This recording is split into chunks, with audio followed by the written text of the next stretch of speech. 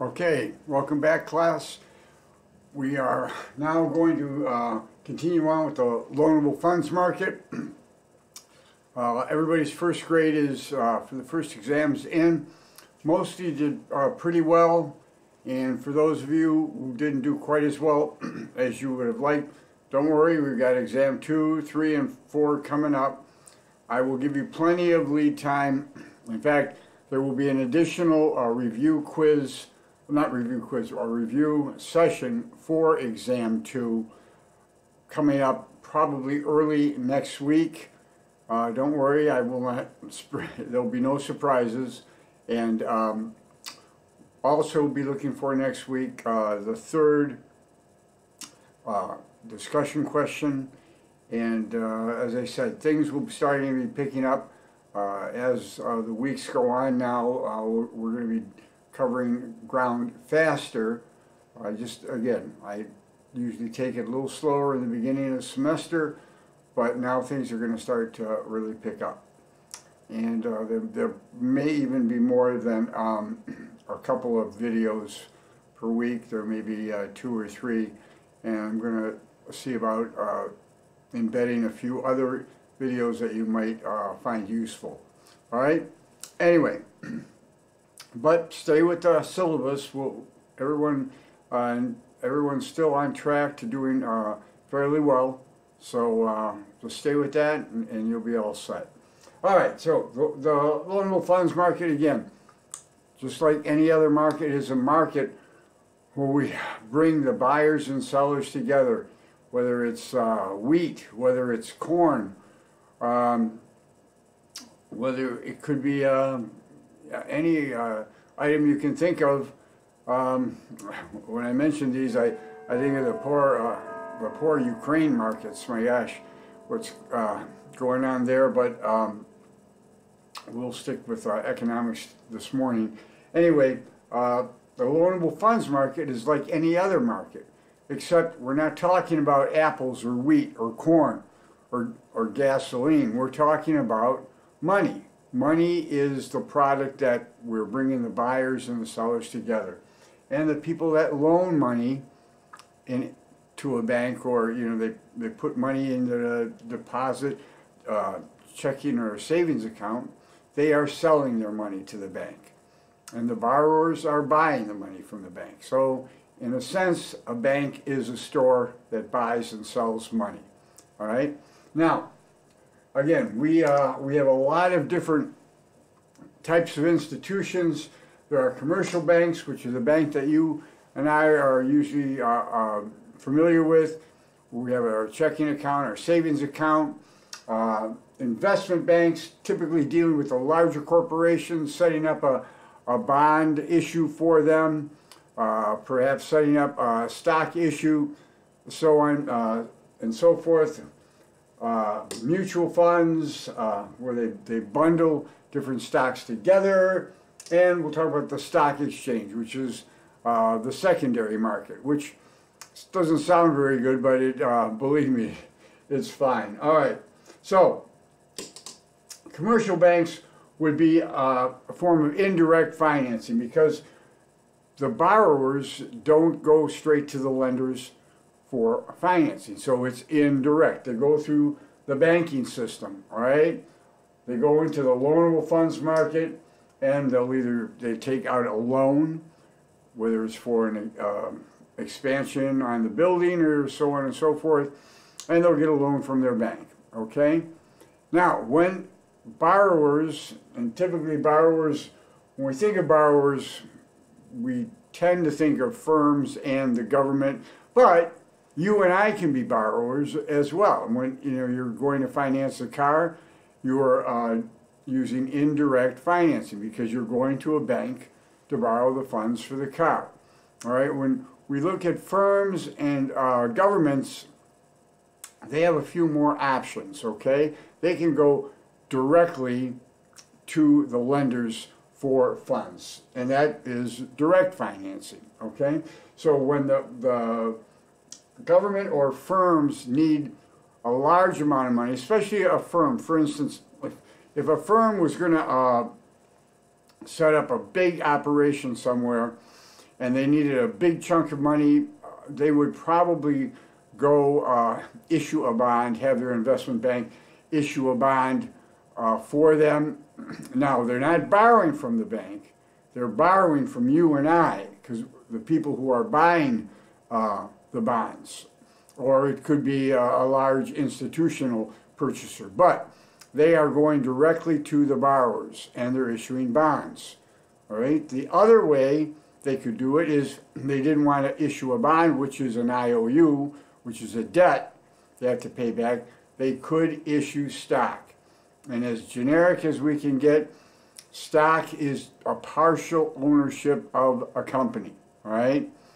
But the important thing to remember is the stock does not have to be paid back. So for instance, if you bought $100,000 worth of International Harvester bonds, well, they owe you that money. However, if you bought $100,000 worth of International Harvester stock, and the stock went down to $5,000, well, they don't owe you $95,000. I mean, that's just the luck of the draw. You're kind of stuck. That's the chance you take when you buy and you hold a position, and you hold what they call a long position, because you're holding it and you're hoping the stock goes up. And if any of you have been watching the stock market for the last week or week and a half, it's been quite a wild ride. So my son-in-law is an executive with Morgan Stanley, and their advice is just to sit tight. So, but I'm not offering financial advice. So just what he had mentioned. Okay, so we've got the suppliers, which is suppliers of funds, which is you and I. Big pension plans could, be putting money into this vulnerable funds market, and who's taking it out? Us, firms, and the government. Okay, and you've got this in your book, but typically we have savings will turn into borrowing, which will turn into an investment, thinking now business, which turns into production, which eventually turns into GDP. So remember, every dollar that is borrowed, we have to have a dollar that is saved for this money, okay? So that savings pool is very, very, very important, okay? All right, so here we talked about the goods in this market. It's money, and the interest rate is the price. In this market, the interest rate is the price of money. And going forward, thinking of the interest rate as a price of money will be very helpful, okay? Now, also remember, we have, we talked about before GDP, we talked about nominal and real. But it's not just for GDP. We use those terms a lot for interest, for wages, and basically what we're doing, we have nominal, what it is in current dollars, and then if we're using it as a comparison to something or some other time or another event of what is happening, and we want to pull the inflation factor out, that's when we get what is called real. So for instance, when we're comparing GDP from this year to 10 years ago, well, we have to pull the inflation factor out, okay?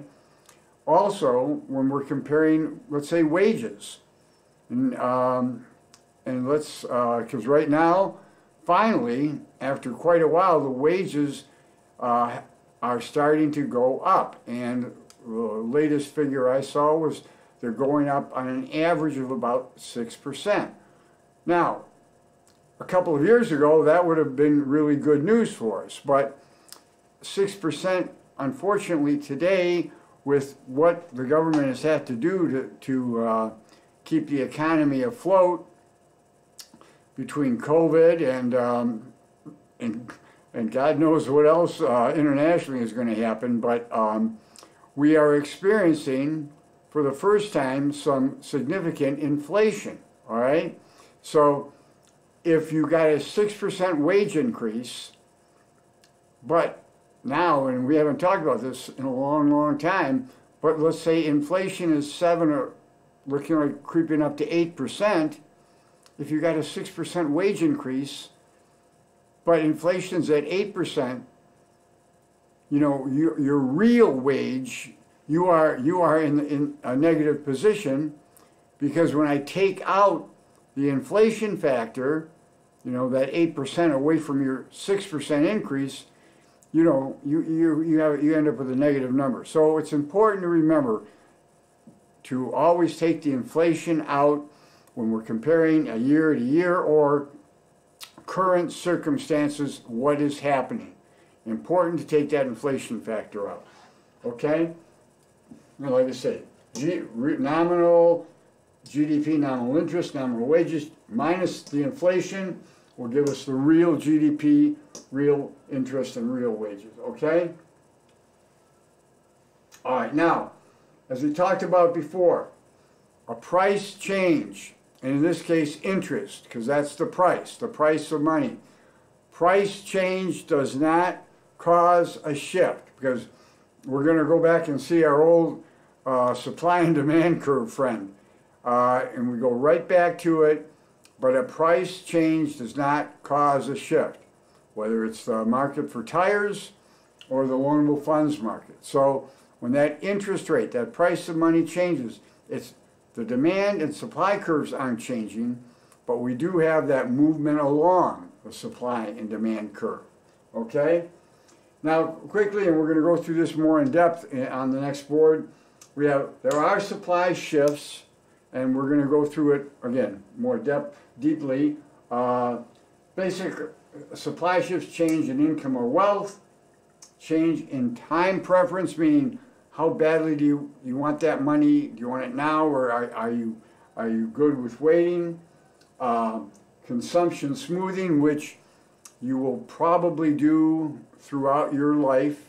You know, you're all young and you've got your majority of your lives ahead of you, certainly majority of your business life ahead of you. You'll be engaging in this consumption smoothing. Then there's shifts of demand, which we'll talk about, and I can talk about from a personal standpoint, from having our factories here in St. Clair Shores and in Roseville.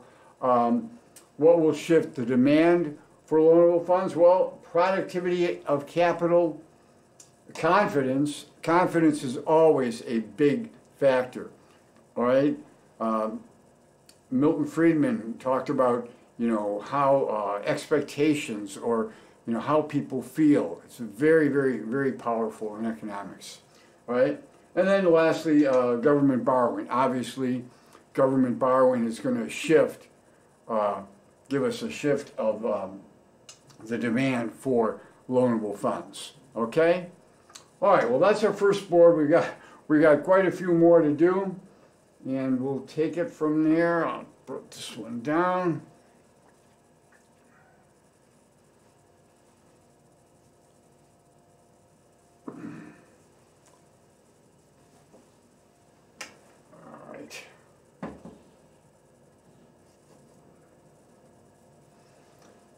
Okay, supply shifts. Well, you know, a lot of this again is common sense. If your income, a change in your wealth, well, you know, if your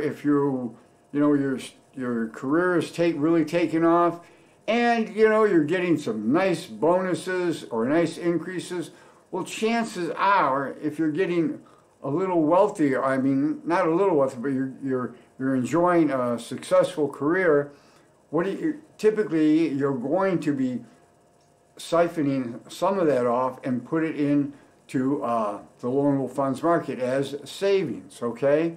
So that can shift supply curve, okay? Or, God forbid, we have a terrible the pandemic, or something else happens in the economy or internationally, and folks are getting a little jittery about, you know, what's going to happen with their money. Well, you see it now. Overseas. What are people doing? They're running to the ATMs. They're pulling out money, whether it's checking or savings. They're pulling the money out. Okay, you know, because they're feeling poorer, just for the fact that all the bad news that we hear. Okay, God willing, we'll get through this, and things will settle down. But right now, I mean, during uncertain times, people may feel poor, or they want the money and they pull it. Okay, that will shift for sure. All right, change in time preference. Okay, again, that ties into what we were just talking about. People, if your time preference is strong, you want the money now. If you have a relatively weak time preference, meaning, you know, that's fine. I've invested the money. I'm not going to need it right now. You know, it can stay put. If everybody's starting to feel that way, that, you know, things are really smooth and I can put this money away. I don't really need it this year, next year. I can wait. You know, that is going to influence the supply curve, okay? But if folks are, again, panicking, or they want their money now, the time preference is very strong, and you really can't, you know, blame them. I mean, if their time preference is immediate, yeah, you're going to see a big shift in that supply curve of loanable funds, what is available, all right? And you know which way it's going to be shifting. There's not going to be a lot of loanable funds out there. Again, a lot of it's common sense. A lot of it's just, okay, as I said in the early weeks, just take a step back and ask yourself, what's happening here? What is going on?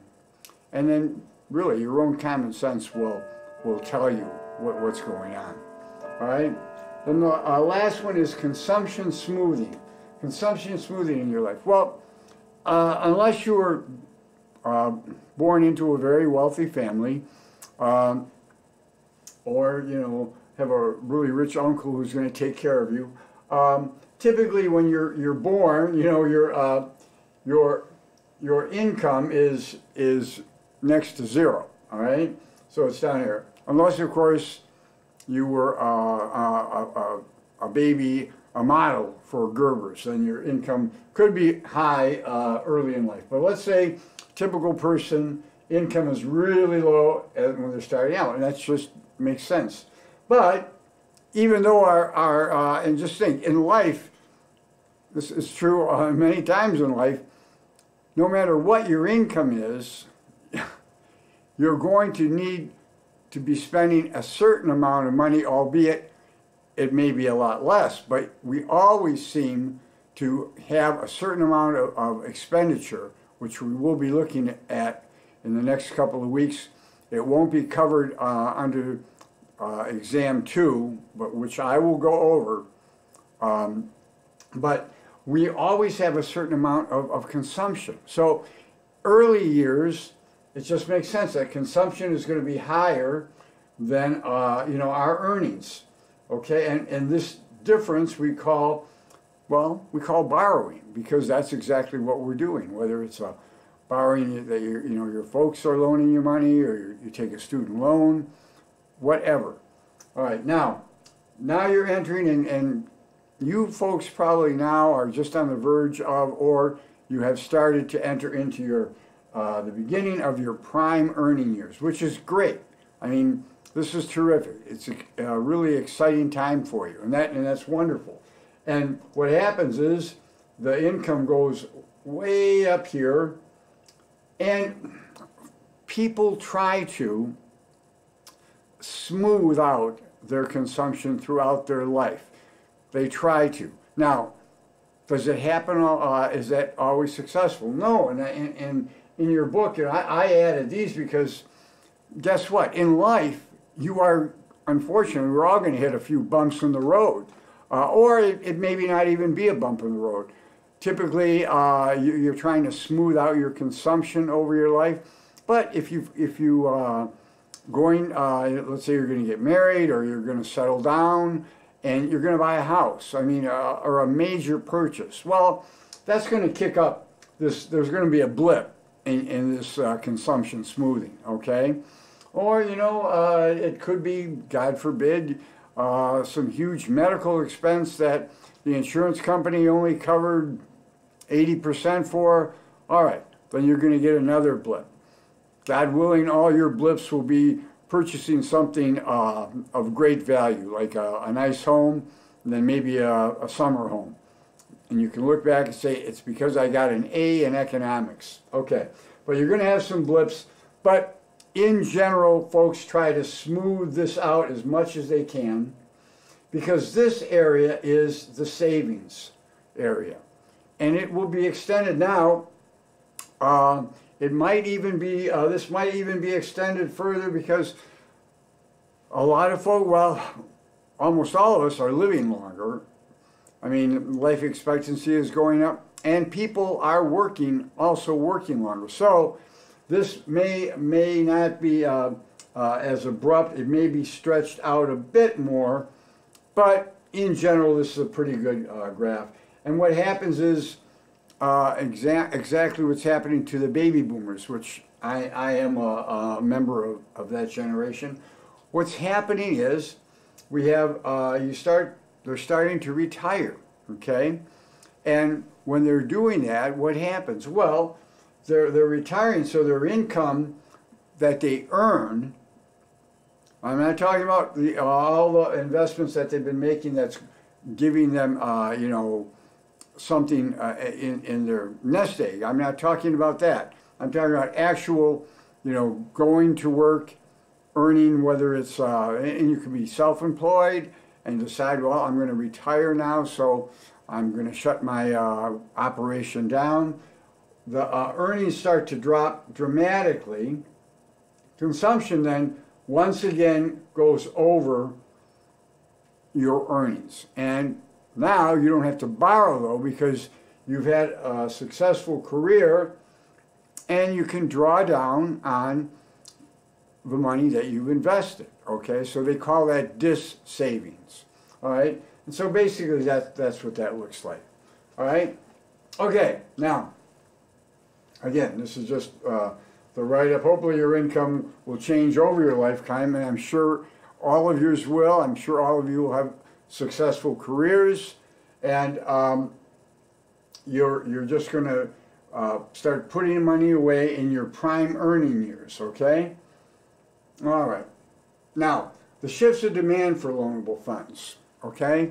Well, that could be, number one, changes in the productivity of your capital or your input. Now, a great example would be, we had the manufacturing companies. We had 3 in St. Clair Shores and 1 in Roseville. And we had some very sophisticated machinery that made high precision parts for the automotive and for the defense industry. And we prided ourselves on having the latest equipment.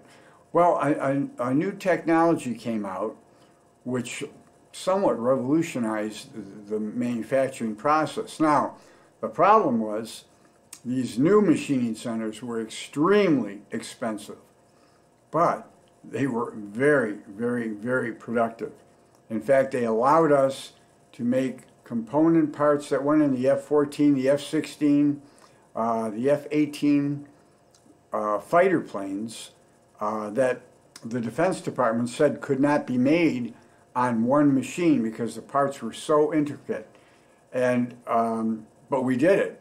But we had to purchase some equipment that was extremely expensive. In some cases, the equipment was 3 times what our old equipment was. And we thought our old equipment was pretty expensive.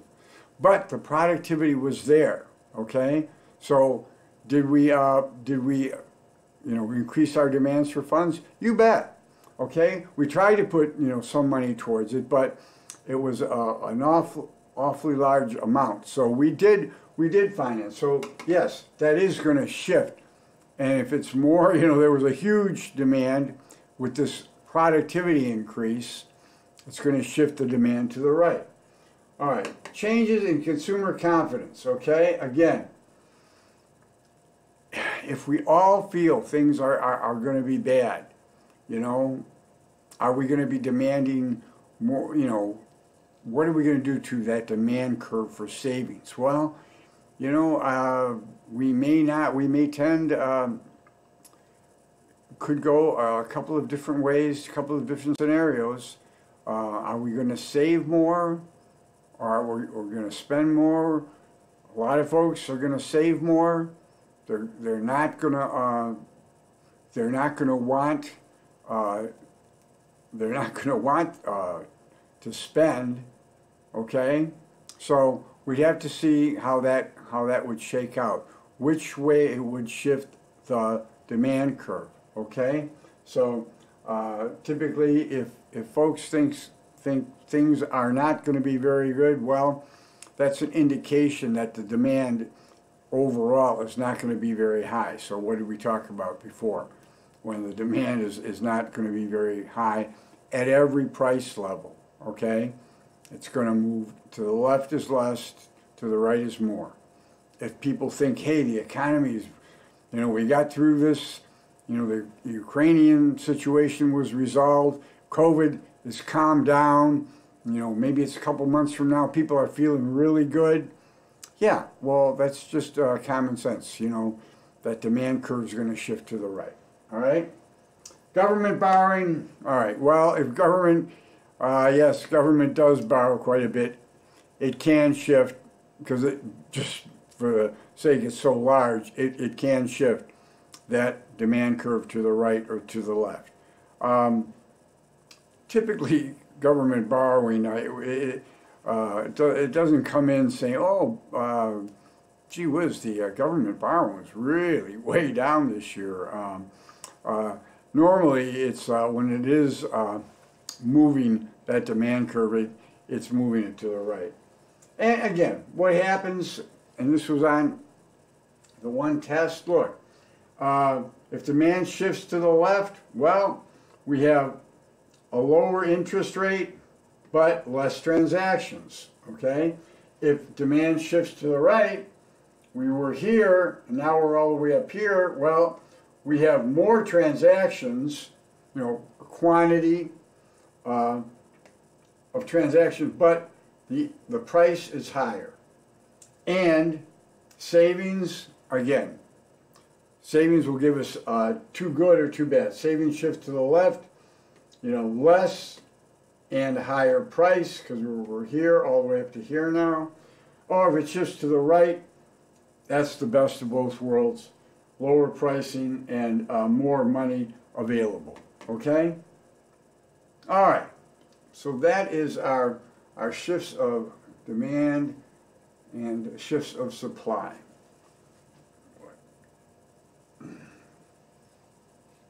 And we get into our next.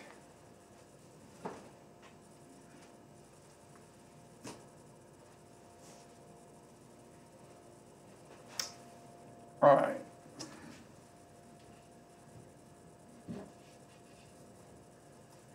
Now, as you guessed, where just as in all the other markets, where the supply and demand curve meet, it's at equilibrium.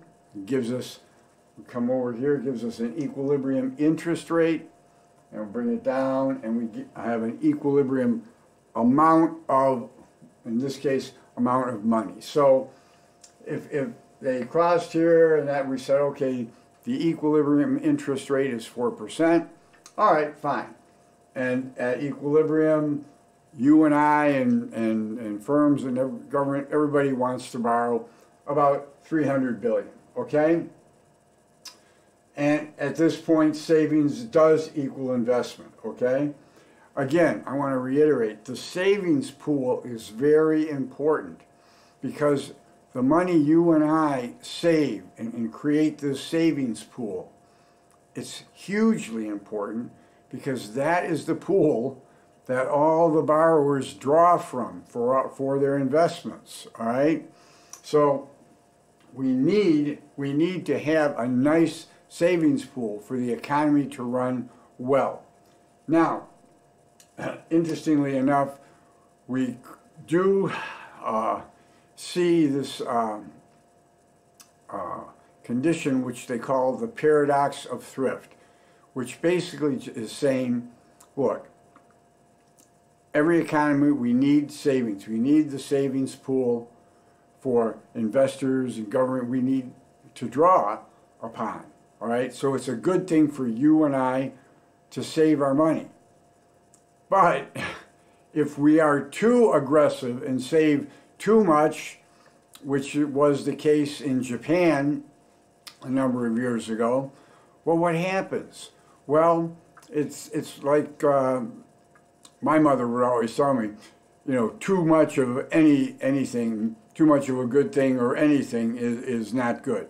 And it's the same thing with savings. Savings is important and we need to save. But if we all save way too much, then what happens? Well, then you're not buying at your classmate's store, and she's not buying at the other store. You know, people, the money is not drying up, it's being held by you and I, okay? We're saving it, all right? But when we save, and then to the extent that, you know, most of us are not buying anything, we'll talk about aggregate demand, meaning, demand from everywhere. When aggregate demand starts going down, the whole economy tanks. So that's not a good thing. So that's the paradox. The paradox is an economy has to have savings. It needs savings, all right, in order for businesses and governments to borrow. It has to have that credit, okay? But if everyone saves too much, then there's no spending going on, okay? So that's not a good thing. All right, so now we'll move into financing, all right? Now, financing, we got, remember, again, those looking for funds, governments, you and I and firms, we are the buyers of money, or institutions putting their money in, or you and I putting our money in. We are the sellers of money, all right?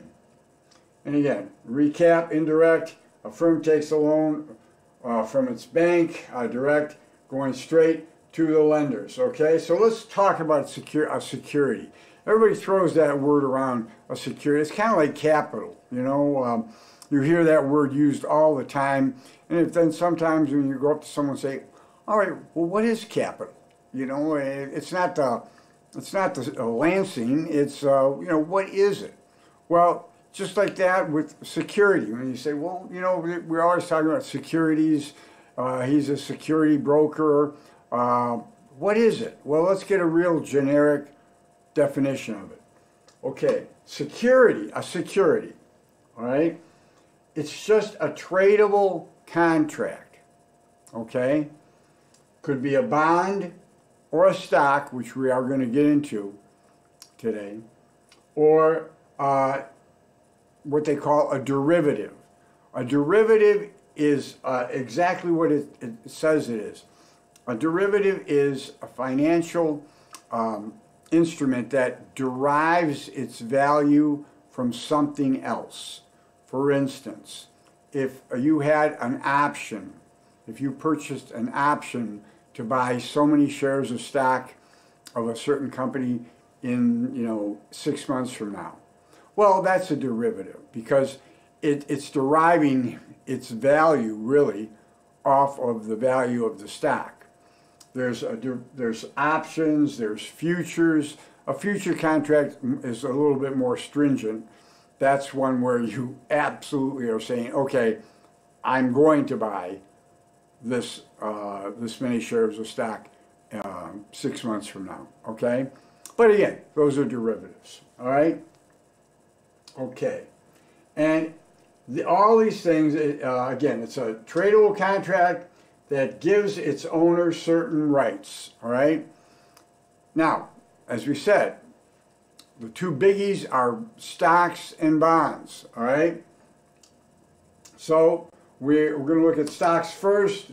Again, though, the three basic financing options: indirect, loan from your bank, direct stock sale, because that's going directly to you and I, we're buying the stock, or direct a bond sale, all right?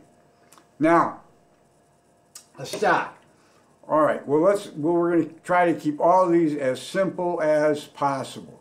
A stock, it's an equity instrument. It's not a debt instrument, which is important to remember. And what I mean by an equity instrument, it means ownership. It means a partial ownership of the company, okay? So there's equity. There's something that you own, something like equity in your home. You may not own the whole house, but you have equity in it, okay? You may not own the whole company. If it's a publicly held company, you probably don't, but you do hold a certain amount of equity in it. So it is, stock is an equity instrument. Now, when a new company comes out, and they have the first time offering of stock, they call that an IPO. It's an initial public offering, okay?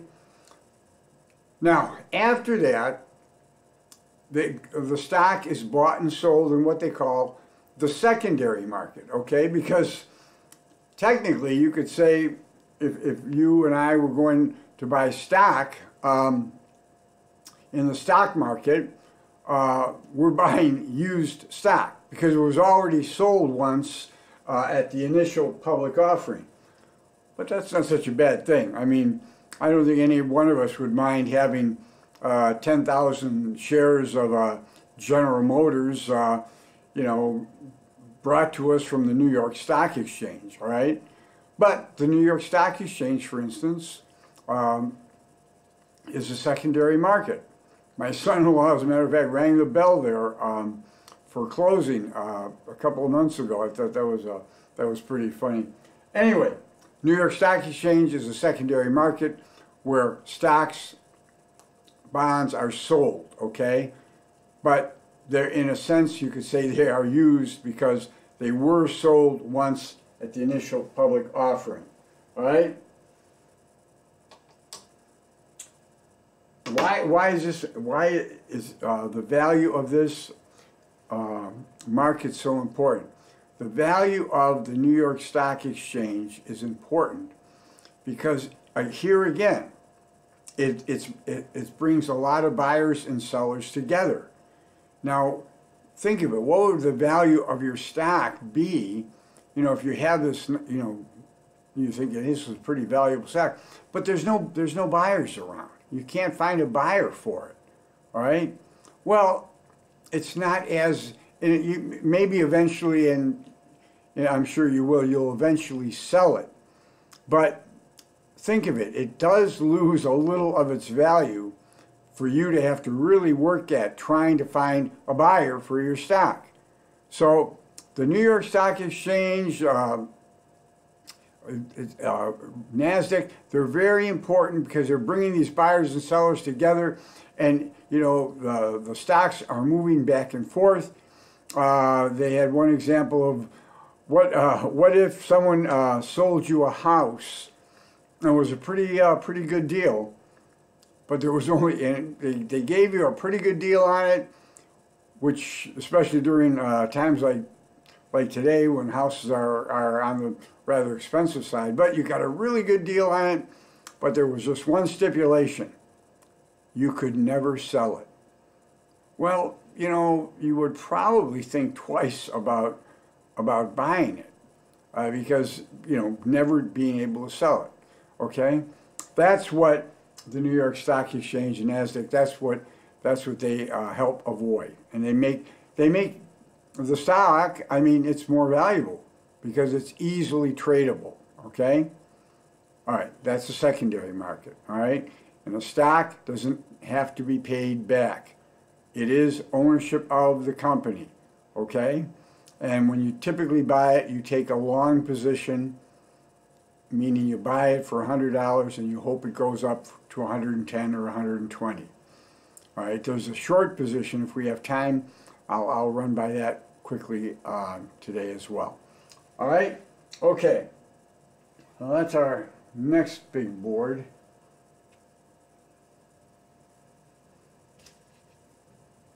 Hang on, I'll get our...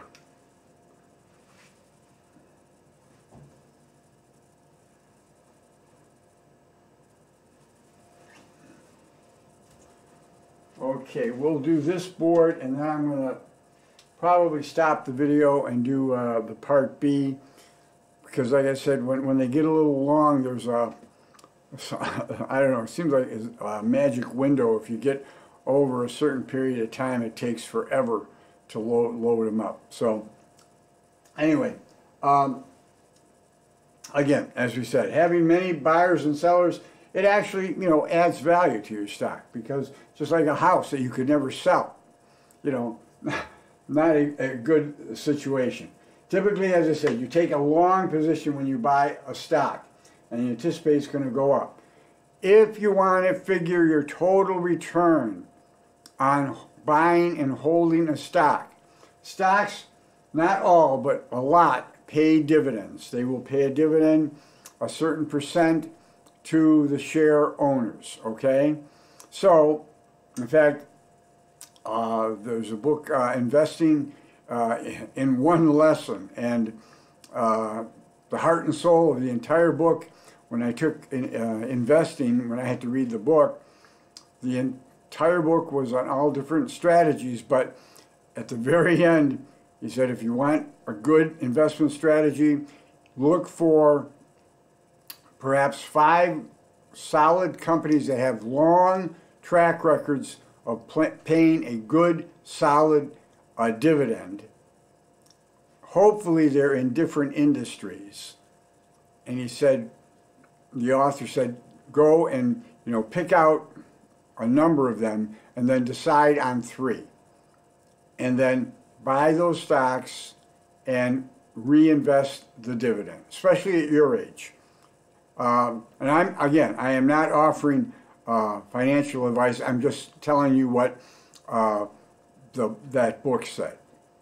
It did seem to make sense to me. I mean, if I was your age, that would be a nice conservative strategy. You know, you buy, you go through it, looking at a number of companies, checking out the dividends, their track record with it, so on and so forth.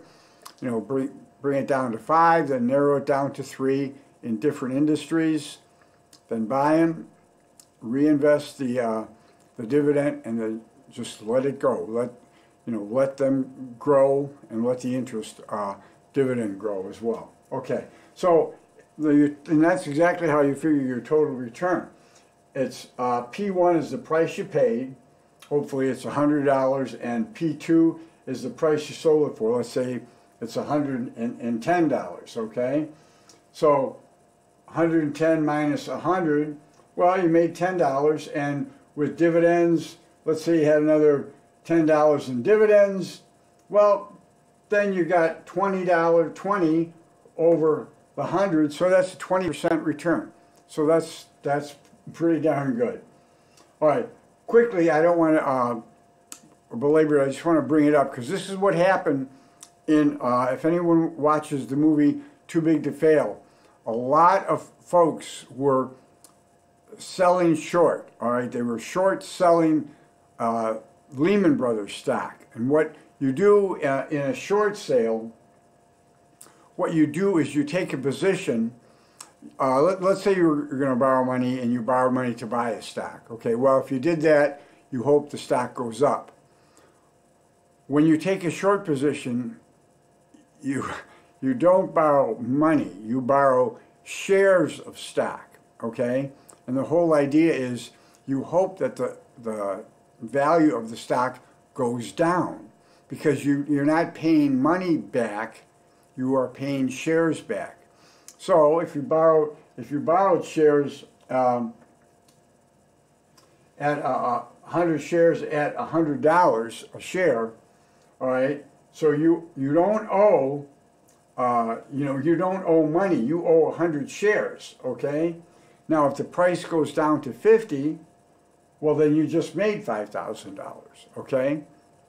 But you have to remember that in short selling, the price might not go down, it may go up. And if it goes up, then you could end up losing quite a bit of money.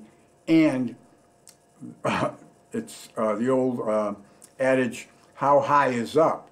You don't know how high that can go. At least when you're buying stock, you know, you spend $1,000 on stock and you're hoping it goes up. Well, the most you can lose if the company goes bankrupt, you lose $1,000. But when you're short selling, you don't know if the company, you're hoping it goes down, but if it doesn't and it turns and starts to go up, you know, how high is it going? You may be in for a ride that you don't want to experience. So anyway, at most this would be a bonus question on a test. So don't obsess about it. But I did want to mention it to you folks. Okay. All right. Now there are indexes for stock. You're all familiar with this Dow Jones Industrial Average. It's somewhat of the older one that, you know, people think of. Takes the prices and averages them out. So it's price weighted. A lot of economists and a lot of folks now use the Standard & Poor's 500. They take the shares times the price, okay? So they're really giving us a little bit better idea of, you know, what these companies represent in terms of the marketplace. And they take 500 companies, okay? So a lot of economists look at the Standard & Poor's 500, okay? And there was a Standard & Poor's index fund, I think, one book that I was reading that was doing, that had been doing very well. And again, I am not recommending I'm not giving you financial advice, but if you were looking into, you know, like I said, stocks that pay high dividends is good, or, you know, some of the index funds, which take a number of shares, different shares from the Standard & Poor's 500, you know, stock index. That has been a pretty good return over the years, okay? But again, I'm not advocating any of this. It's just something that you could and should perhaps look at, especially at your age. I mean, you've got different avenues. You can be, you know, a certain amount of your portfolio can be more aggressive. Some could be moderate. Some could be very conservative. You know, some folks say, oh, you always want to have, you know, I don't know, what, 10%, 15% of your money in gold or you know, precious metal, and it is quite a changeable world, as we have seen in the last year and a half. So it is good to, and I know almost every economic and every finance book will tell you it is good to diversify. So you might want a little, you know, aggressive growth, some moderate, and some more conservative, and then some very conservative, just to have that spread, okay? And you've got your lives ahead of you, so, you know, you've got a long way to go. All right, so we're going to end this video, and I'm going to start up the next one because I think we're getting a little long here. All right.